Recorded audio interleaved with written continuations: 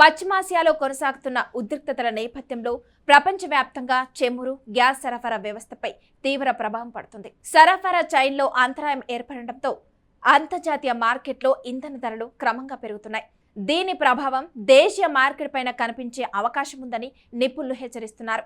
ఇలాంటి పరిస్థితుల్లో ఇంధన భద్రత, గ్యాస్ సరఫరా నియంత్రణపై ప్రభుత్వం ప్రత్యేక దృష్టి సారిస్తుంది.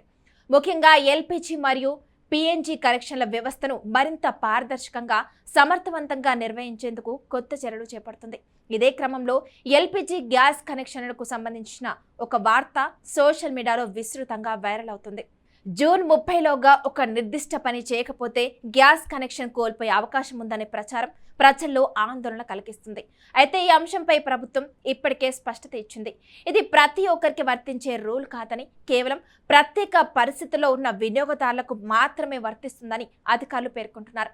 ప్రభుత్వం తీసుకొచ్చిన కొత్త మార్గదర్శకాల ప్రధాన ఉద్దేశం దేశంలో ఒక ఇంటికి ఒకే గ్యాస్ కనెక్షన్ విధానాన్ని సమర్థవంతంగా అమలు చేయడం, ఎల్పీజీ వినియోగాన్ని తగ్గించి పైప్లైన్ గ్యాస్ వినియోగాన్ని ప్రోత్సహించడం, అలాగే బ్లాక్ మార్కెటింగ్ను అరికట్టడం ఈ చర్యల ముఖ్య లక్ష్యంగా చెప్పొచ్చు. ఆయిల్ మార్కెటింగ్ కంపెనీలు కూడా ఈ విధానాన్ని అమలు చేయడంలో కీలక పాత్ర పోషిస్తున్నాయి. ఇండేన్, భారత గ్యాస్, హెచ్పీ గ్యాస్ వంటి సంస్థలు ఈ నిబంధనల పరిధిలోకి వస్తాయి. తాజాగా మే 25, 2026న ప్రభుత్వం జారీ చేసిన ఎల్పీజీ అమెండ్మెంట్ యాక్ట్ ప్రకారం అన్ని కొత్త నిబంధనలు అమలుకి వచ్చాయి. ఇందులో ముఖ్యమైన అంశం ఏంటంటే, పీఎన్జీ కనెక్షన్ తీసుకున్న వినియోగదారులు తమ పాత ఎల్పీజీ కనెక్షన్ను తప్పనిసరిగా సరెండర్ చేయాలి. దీనికి 30 రోజుల గడువు ఇవ్వబడింది. అంటే ఒక వినియోగదారుడు పీఎన్జీ కనెక్షన్ తీసుకున్న తేదీ నుంచి 30 రోజుల్లోగా తన ఎల్పీజీ కనెక్షన్ను డీయాక్టివేట్ చేయాలి.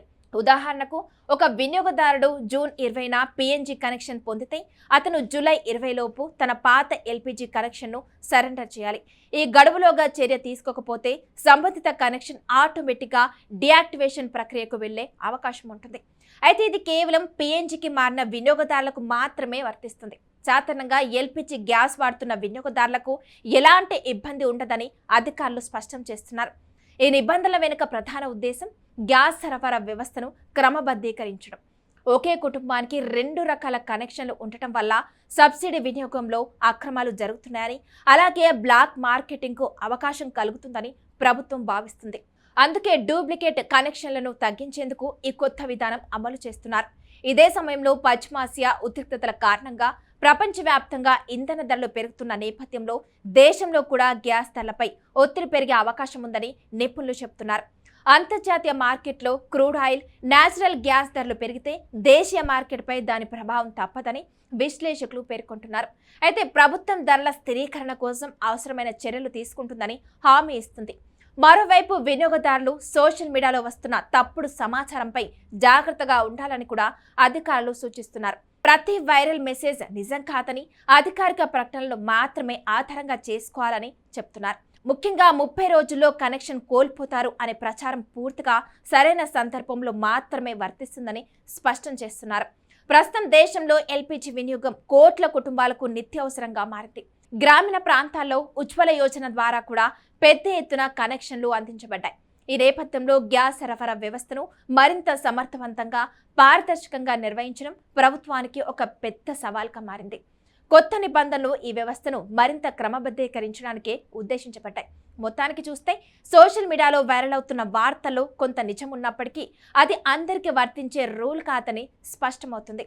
పీఎన్జీకి మారిన వినియోగదారులు మాత్రమే 30 రోజుల్లో ఎల్పీజీ కనెక్షన్ సరెండర్ చేయాల్సి ఉంటుంది.